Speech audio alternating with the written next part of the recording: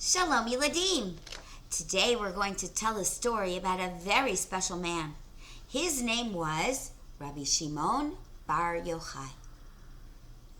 Rabbi Shimon Bar Yochai was one of the students of Rabbi Akiva. And he lived in a very difficult time in Eretz Yisrael. It was a time when the Romans came and took over the country. Just like when Antiochus came many years before. And when the Romans came, they decided that they wanted Eretz Yisrael to be a little Rome. They wanted the people to believe everything that the Romans believed. They wanted them to act like them. They wanted them to dress like them, to speak like them. The only way that they could do that is if the Jewish people would forget about Hashem. And the only way they would forget about Hashem, they thought, was if the Jewish people didn't learn Torah. But the Jewish people didn't listen to the Romans. And they would hide, and they would learn anyway. Sometimes they would even go out to the fields, and they would build bonfires, campfires, medurot, and they would take their bows and arrows together with them. And they would play. Whenever the Romans would come by, they would think, look at those Jews, yay! They're doing just like us. We also make campfires. We also hunt. We also shoot bows and arrows. But really, the Jewish people put away those bows and arrows, and they took out their Sfarim, and they would learn as much Torah as they could. For many years, Rabbi Shimon Bar Yochai did that. Well, the Romans, they thought one way to get the Jewish people to like them was if they would make lots of new things in Eretz Yisrael. If they would build new houses and new bridges and new libraries, everything beautiful and new. They thought if they make Eretz Yisrael beautiful, then the Jewish people will say, yay, we're really glad that the Romans are here. And we want to be just like them. Well, in those days, there were no bathtubs in the house. The people would need to go to a special swimming pool house. And in that swimming pool house, everyone would go and take their baths. They'd take their soap along with them. And they would do a bath together with everybody in these swimming pool houses. One day, Rabbi Shimon Bar Yochai was in one of these bathhouses. And there was a conversation going on between a few people. One of the Jewish guys said, wow, look what the Romans are doing. They're making us a beautiful Eretz Yisrael. They're building us new houses. They're building us new libraries. They're making the parks so beautiful. They're making bridges. And everybody said, yeah, isn't that great? They're really doing a lot for our country. Rabbi Shimon Bar Yochai was sitting there, and he just could not keep quiet. He said, do you know why the Romans are doing all these wonderful things for us? It's not for us. No. It's for them. They want us to thank them. They want us to feel like they're doing something for us, so we will be like them. They want to trick us into being Romans. Never, never will I be a Roman. Never, ever will I say thank you. I am an Oved Hashem. I am a servant of Hashem. And only what He gives me do I say thank you for. Well, Rabbi Shimon didn't know. But there was a man who was sitting in the corner, and he listened to this conversation. And he went straight to the Roman soldiers. And he told on Rabbi Shimon. He said, Rabbi Shimon, doesn't like you. Rabbi Shimon said bad about you. When the soldiers heard that Rabbi Shimon had said such horrible things about them, they wanted to kill him. They wanted to go to his house right away and pull him out and give him a horrible punishment. One of the friends of Rabbi Shimon heard what was going on and ran to Rabbi Shimon's house quickly and said, Rabbi, you need to leave fast. No packing, no eating, no preparing. Just get out of town because the Roman soldiers are coming to take you away. Rabbi Shimon could not even pack a suitcase or get something ready to eat. He had to kiss his wife goodbye. He had to kiss his children goodbye. And he took one older son with him, and the two of them went to hide and run away. When the Roman soldiers came to the house, they knocked at the door. Open up in the name of the law. Rabbi Shimon Bar Yochai's wife came out and said, Sir, may I help you? You know why we're here. You bring out that husband of yours. He deserves to be punished for talking against the Roman Empire. But my husband isn't here, and I don't know where he is. The wife of Rabbi Shimon was not telling a lie. She really didn't know where Rabbi Shimon was. Well, the soldier said, if he comes back, you need to hand him over in the name of the law. All the soldiers went searching through the city, in all the alleys and upstairs and downstairs and all the buildings. They could not find Rabbi Shimon. And soon they gave up. Where was Rabbi Shimon? Where did he go? Well, he went to the mountains, and he found a wonderful cave that was big enough for him and his son. And they sat down in their cave, feeling a little bit more safe and davening to Hashem that he should take care of them. When Hashem saw how much love Rabbi Shimon had for the Torah, how much love he had for Hashem, Hashem said, I'm going to do something special.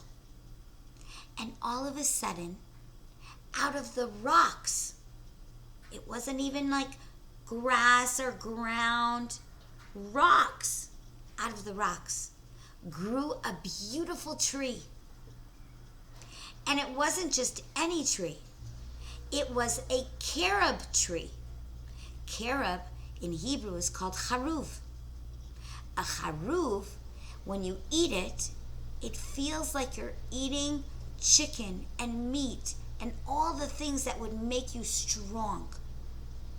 That's the kind of tree that Hashem grew and made for Rabbi Shimon and his son. So whenever they were hungry, they had something really nourishing to eat that would make them feel good and strong so they could learn. And then Hashem made another miracle, another nace for them, that a nice spring of water came right by the opening of Rabbi Shimon's cave. He was going to have water to drink, water to wash his clothes, water to wash his body. Now Rabbi Shimon was all set. He had food, he had water, he had a study partner, a chavrusa, in his son, and they started to learn Torah. For 12 years, day and night, they learned Torah. On Shabbos, they would make sure that their clothes were ready for Shabbos, nice and clean. And Shabbos, they would spend singing and inviting Hashem to come into their cave. And when Shabbos was finished, back to work to learn. All that time that they were learning Torah, They didn't have anything distracting them. Nothing was taking away their concentration. They didn't have to go to the store. They didn't have to take care of anybody. They didn't have to do anything except for learn. And because they were learning so strongly, Hashem opened their minds and they were able to find new ways of thinking, new ideas that the Torah was telling them. And they became so clever and so special. After 12 years, Rabbi Shimon saw a man come by. And when the man was coming by, all of a sudden, in the middle of nowhere, and he was selling besamim. Lovely smelling bushes, twigs. The man said to him, "Would you like to buy one of my bundles of twig, of good smelling spice?" And Rabbi Shimon said, "Yes, I'll take one." And the man said, No. You want to take two. One for Shamor and one for Zachor. One for keeping the Shabbos and one for remembering the Shabbos. And now you will have sweet smelling besamim for Havdalah. Rabbi Shimon thought to himself, there must be a reason why after all these years a man came to my cave to sell me besamim. It must be a sign that Hashem says it's time to come out of my cave. It's time to celebrate Shabbos with everybody. When Rabbi Shimon came out of his cave, the Romans were no longer looking for him. And he was able to live for a very long time. At the end of his life, he had written a book. It told of all the secrets, all the special learning that he learned while he was in the cave. He named his special book a special name. The name of his book was called the Zohar. Do you know what Zohar means? Zohar means shiny and bright. Because all those words of Torah that Rabbi Shimon was now going to teach to everybody would make all their neshamos shiny and bright, just like the Torah secrets that he was teaching. The night before Rabbi Shimon passed away, he called his students to come into his room, and he said to them, "Tomorrow I'm going to pass away, but I don't want anybody to be crying.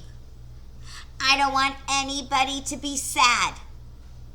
I want it to be a happy day, because the Torah that I teach you is going to last forever and ever.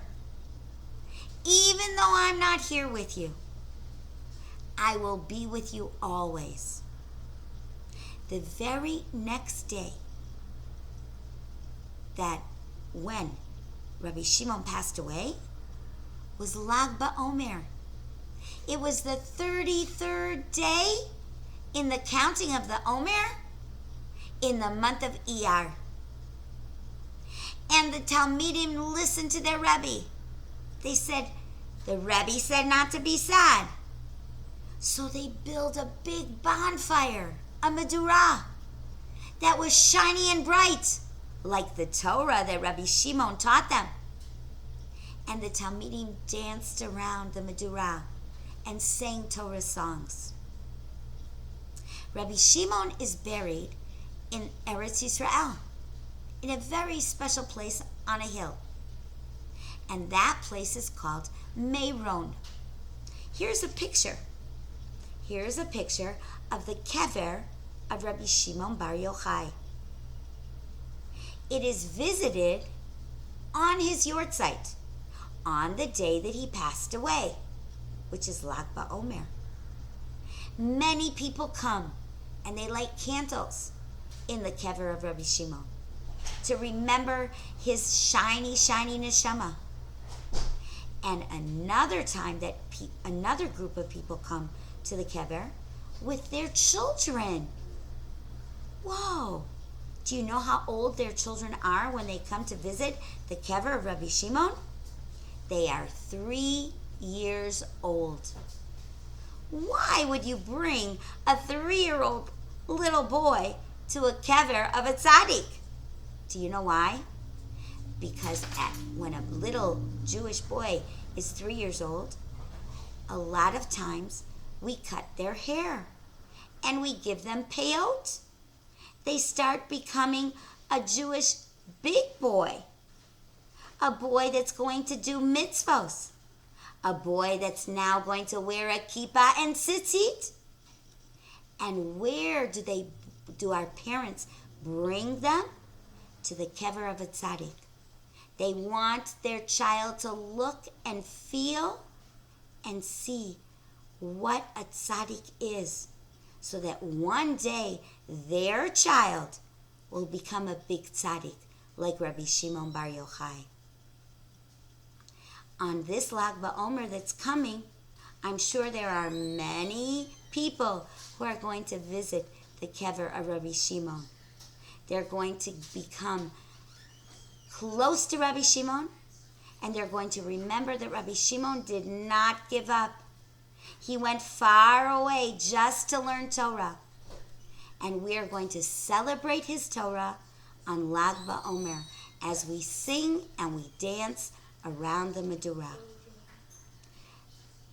See you soon, Yeladim.